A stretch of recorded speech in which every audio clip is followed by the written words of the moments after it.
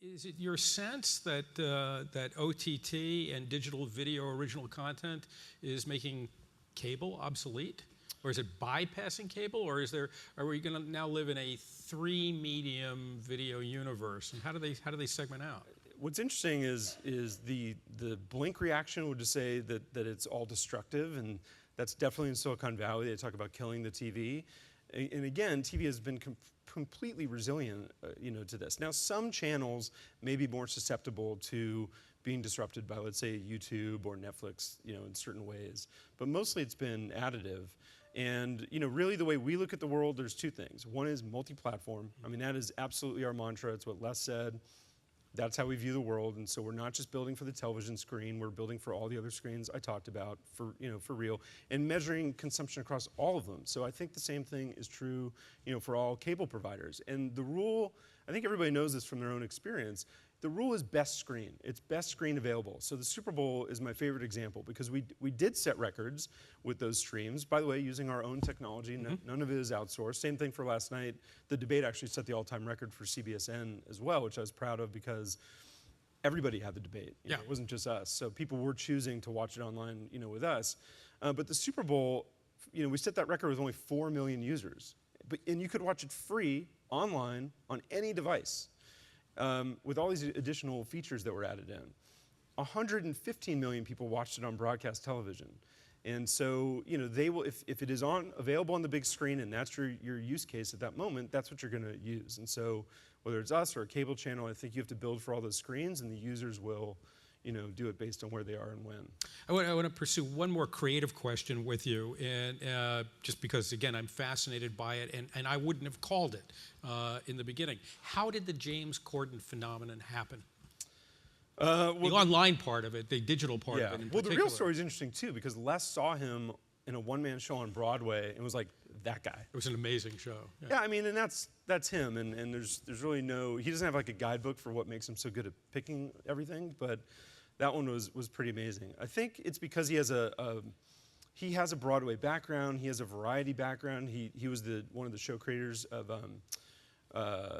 what is it, Gavin and Stacey or whatever the big show was in the UK. So he'd done a lot of things, and so he just naturally lends himself. I think he came in, and so in the model is that we have teams embedded everywhere. So we have 4 people from Interactive who have been embedded with that show from the beginning. But at the end of the day, it comes back to James and Ben Winston, who's his executive producer, being geniuses at creating this content. When you say they're embedded, I mean, are they like in the writer's room? Yes. Or so that's it? They're part of the show.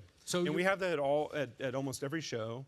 And that's everything from online product and distribution to social media. And that's really the thought. CBS Interactive is about best practices. And that could be for that, but it could also be for SEO, and really knowing how to drive that. I mean, we're bringing those best practices across the whole company. So you're basically taking digital content and product and systems people and embedding them into the show. So you're basically creating that. Yeah, and we run a P&L that is the incremental value that we create and the incremental cost it takes to do it. So that's true of entertainment, sports, news. And then you have, CNET was a $1.8 billion acquisition and public company. And so there's full P&Ls, under those groups in tech, video games, and media. So, the theme of this conference, Advertising's New World Order, we're talking a lot about platforms and publishers and how this is going.